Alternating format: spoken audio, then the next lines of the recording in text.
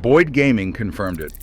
After 5 years and more than $500,000 every month spent keeping Eastside Cannery closed, the tower is set to be demolished. This marks the end of an era for the Boulder Strip. A once thriving locals casino, never reopened after 2020, will soon vanish, making way for housing instead of slot machines.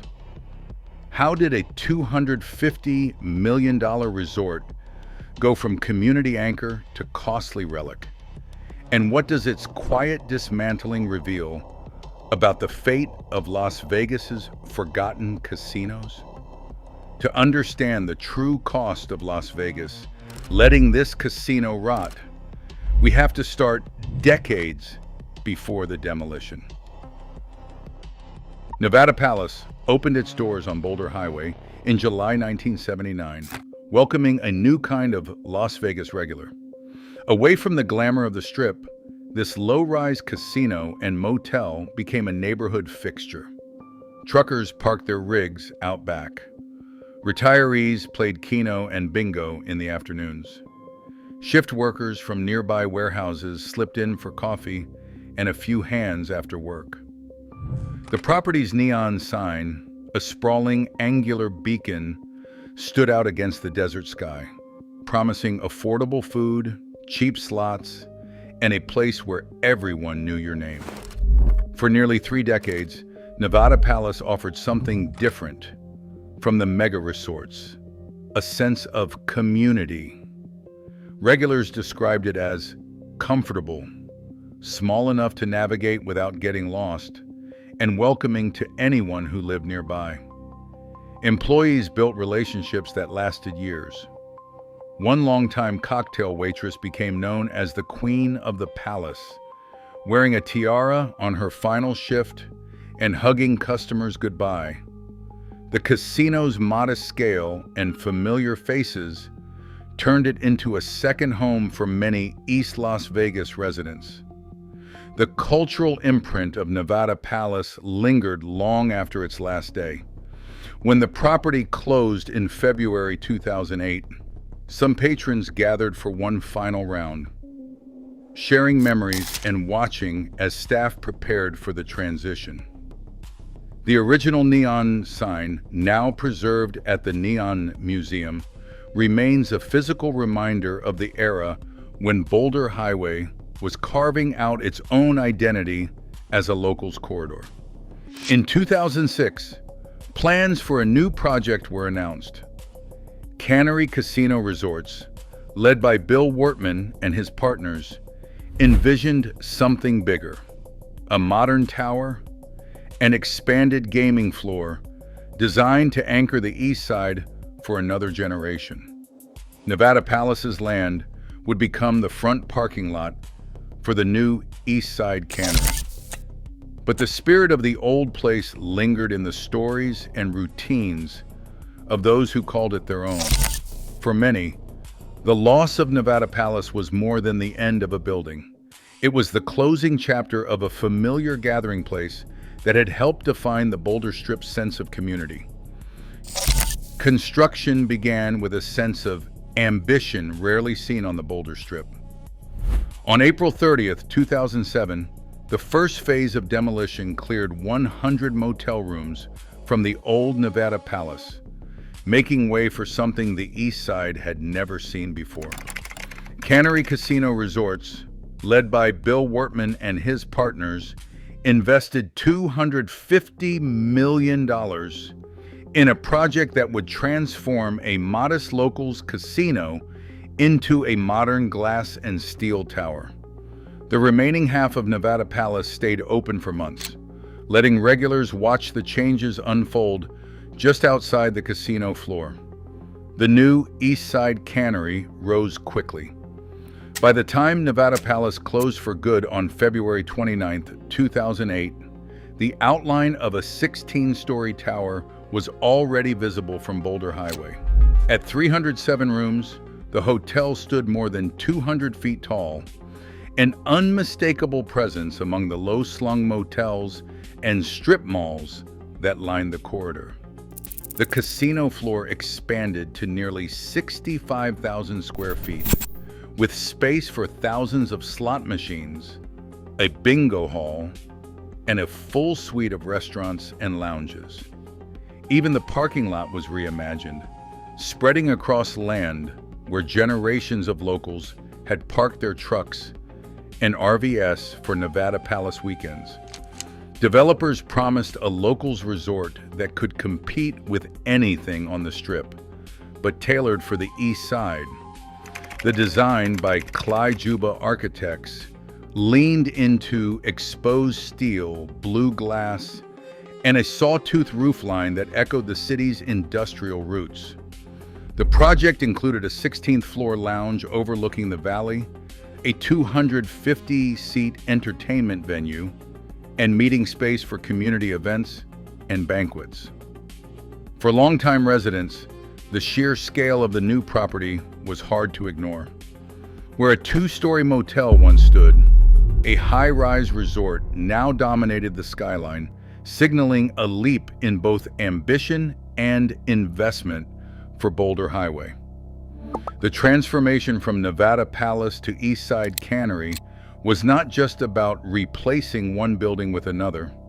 It was a statement about the future of the corridor, a bet that East Las Vegas could support a resort-sized property built for locals, not tourists. The magnitude of the new tower, its casino, and its amenities would become even more striking in hindsight as the years ahead brought new challenges and, eventually, a long period of silence.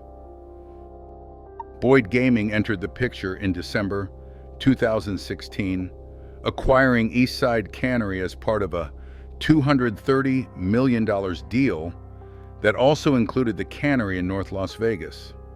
The transaction added both properties to Boyd's growing Las Vegas portfolio, which already included Sam's Town just half a mile up Boulder Highway.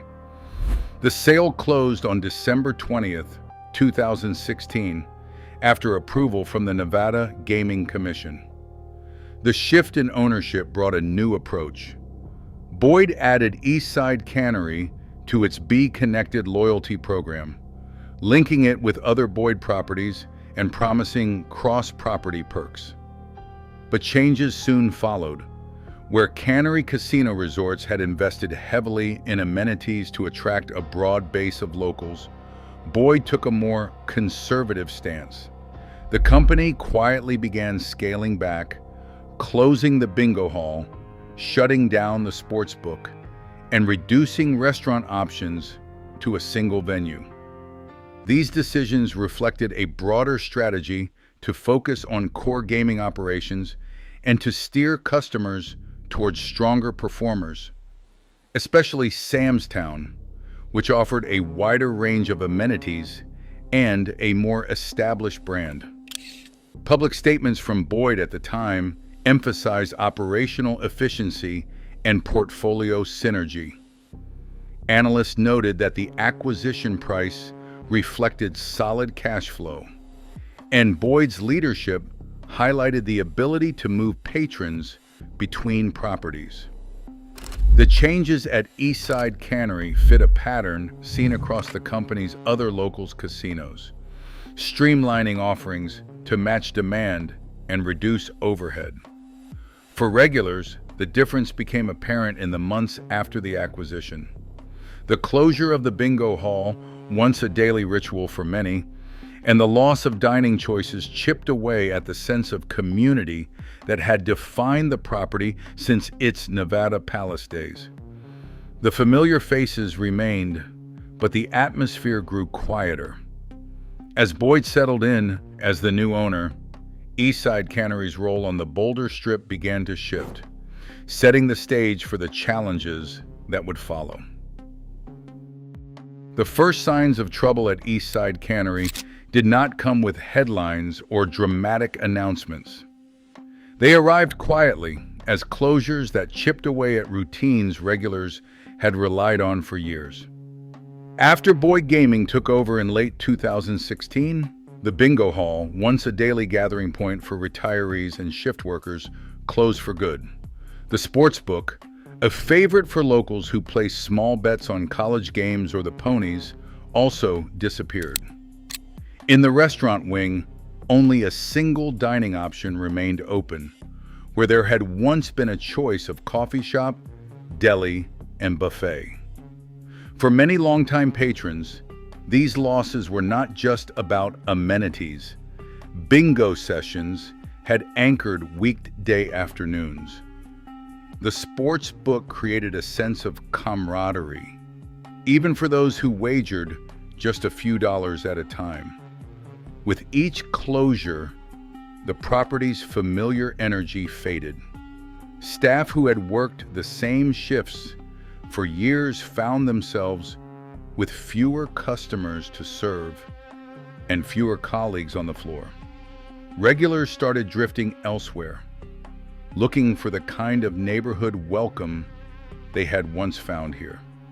Sam's Town, just half a mile up Boulder Highway, became the obvious destination. Boyd's own marketing encouraged players to use their Be Connected cards at either property, but Sam's Town offered a full suite of amenities, multiple restaurants, a larger bingo room, and a reputation as a Boulder Strip mainstay. The migration was gradual, but steady. The once busy parking lot at Eastside Cannery grew emptier. The buzz of conversation in the lounge quieted. Promotions and special events, which had once filled the ballroom with locals, became rare. By the time the pandemic arrived, Eastside Cannery's role as a locals hub had already weakened. The loss of bingo and other gathering spaces left the property vulnerable. Without the rituals that kept regulars coming back, the building's modern shell became little more than a backdrop for memories that were now unfolding somewhere else. On March 17, 2020, Eastside Cannery closed its doors under the statewide order that halted all Nevada casinos. While most properties across Las Vegas reopened later that year, Eastside Cannery remains sealed, its gaming floors silent and hotel rooms untouched. For more than 5 years, the building sat in a kind of administrative limbo, officially closed, but not forgotten by regulators. Boyd Gaming, the property's owner since 2016, maintained the casino's gaming license throughout the closure. In May 2024, local news reported that the Nevada Gaming Control Board had granted an extension, allowing the license to remain active despite the ongoing shutdown. This technicality kept the door open, at least on paper, for a possible return. Some longtime patrons took the news as a glimmer of hope, believing the property might one day welcome guests again. Behind the scenes, the regulatory status served a different purpose. Keeping the license active required Boyd to demonstrate ongoing care for the property, maintaining utilities, security, and IT systems at significant expense. Each year, the company filed the necessary paperwork and paid the fees to preserve the option of reopening, even as the building itself remained dark. The result was a casino frozen in time. Official records listed Eastside Cannery as closed but licensed, a rare designation that allowed it to avoid permanent loss of gaming rights. Yet with each passing month, the gap between paperwork and reality grew wider. As the years stretched on, the property's status became less about future plans and more about managing the slow fade from activity to abandonment. Maintaining a closed casino on the Boulder Strip is not a quiet affair. Every month since March 2020, Boyd Gaming has spent more than $500,000 just to keep Eastside Cannery from falling into ruin. Utility bills, IT systems, and around-the-clock security presence add up quickly, even as the hotel rooms and gaming floor remain dark. Letters from Boyd to Clark County officials confirm the scale of this expense, a figure that stands in stark contrast to the empty parking lots and locked doors outside. Despite the silence, the property has not been entirely forgotten by the community. During the pandemic, 3 Square Food Bank set up weekly drive-through distributions on the site, using the vast unused lot to hand out groceries to families in need. These events offered a lifeline for hundreds, transforming a shuttered resort into a temporary hub of relief. Local police and fire departments also found a practical use for the dormant building, running training drills inside the casino's vacant halls. The maintained utilities and security systems made the property a rare safe venue for emergency simulations, one of the few ways the building continued to serve the public after its closure. Still, these civic uses were never enough to justify the ongoing burden. The costs of keeping Eastside Cannery on life support far outweighed the brief moments of community value. As months turned into years, the reality became harder to ignore. The closed casino was draining resources, with no clear path back to its former role. For Boyd, and for the neighborhood, the question of what to do next grew more urgent with every passing month. Permits for demolition rarely appear overnight in Clark County records. The earliest sign of movement at Eastside Cannery came not from a demolition notice, but from a fencing permit filed by Boyd Gaming in late 2024. County clerks processed the application, authorizing a perimeter barrier around the property, standard procedure for a site headed toward major work. Yet, as of the first weeks after the demolition announcement, no demolition permit number had surfaced in the public database. The absence of that document meant that on paper, the building still stood in bureaucratic limbo, awaiting the official green light for teardown crews to begin. For a project of this scale, county regulations require a full suite of paperwork: asbestos and hazardous material surveys, dust mitigation plans, and traffic control measures. Each must be submitted and approved before demolition can proceed.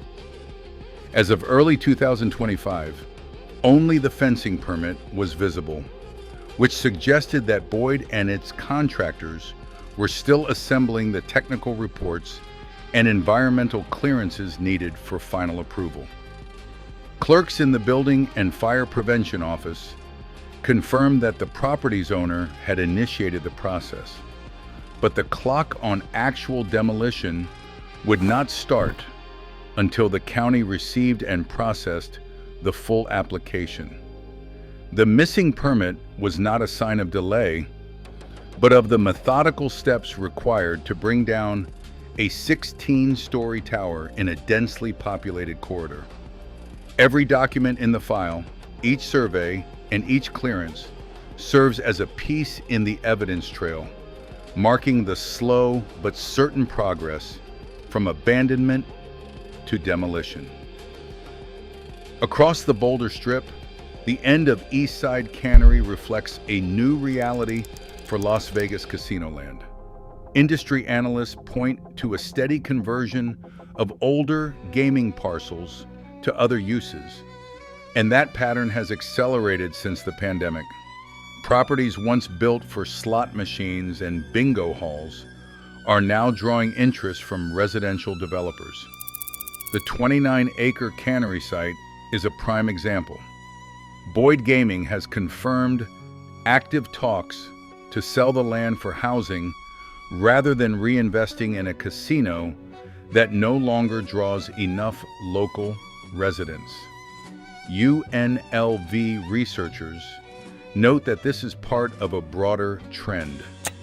In recent years, Red Rock Resort's demolished Texas Station, Fiesta Rancho, and Fiesta Henderson, clearing the way for retail and service businesses. The economics have shifted as gaming revenues flatten along the Boulder Highway and the value of land for mid-density apartments and townhomes grows. Local planners point out that the corridor's proximity to schools, transit, and major employers makes it ideal for new housing, especially as Las Vegas faces persistent demand for affordable rentals. The Cannery's fate also highlights consolidation among local casinos.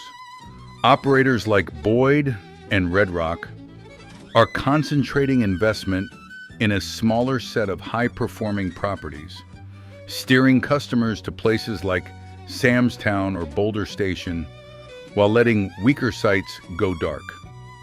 Analysts suggest the days of building large standalone casinos for neighborhood play are over, replaced by mixed-use projects and infill housing. For Boulder Highway, the demolition of Eastside Cannery is less an isolated event than part of a larger transformation, one where the land's future lies not in gaming, but in the daily routines of new residents. As Las Vegas reinvents itself, old landmarks vanish, sometimes overnight. The Eastside Cannery's demolition signals a city where land now holds more value as housing than as history. For locals, it's a quiet reminder. Not all icons are meant to endure. In a town built on change, even memories can be leveled. Share your thoughts on what this transformation means for Vegas below.